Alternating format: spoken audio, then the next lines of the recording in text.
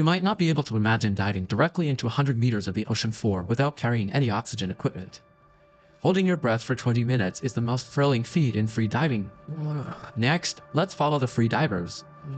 With Amir's lens, let's explore this dangerous and charming underwater world together. Following a mysterious ray of light, he quickly dived into the water, and through the light at the entrance, he formed the beautiful Dindel effect. The diver in it felt like falling into a fairy tale dreamland.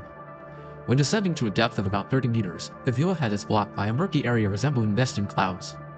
This is a rock thermosphere formed at the intersection of seawater and freshwater, where the salinity changes with depth.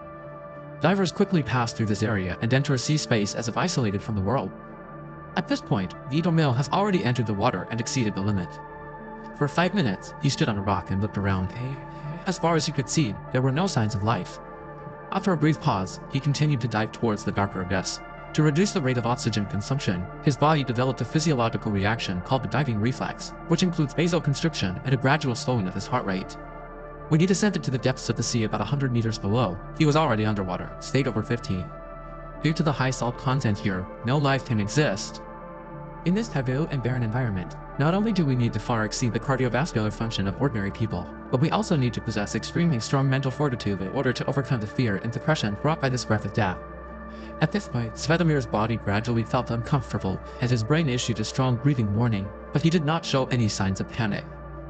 He calmly stood on a withered tree at the bottom of the water, leaped, and then began to slowly rise towards the surface. During this process, he must control the speed and rhythm of his ascent to overcome the influence of water pressure. Maintain a clear mind in the brain, and when it passes through the moon layer again, feel the body's resilience. He's about to hit his limit, but he still remains absolutely calm. If a little mistake happens at this moment, it might threaten his own life.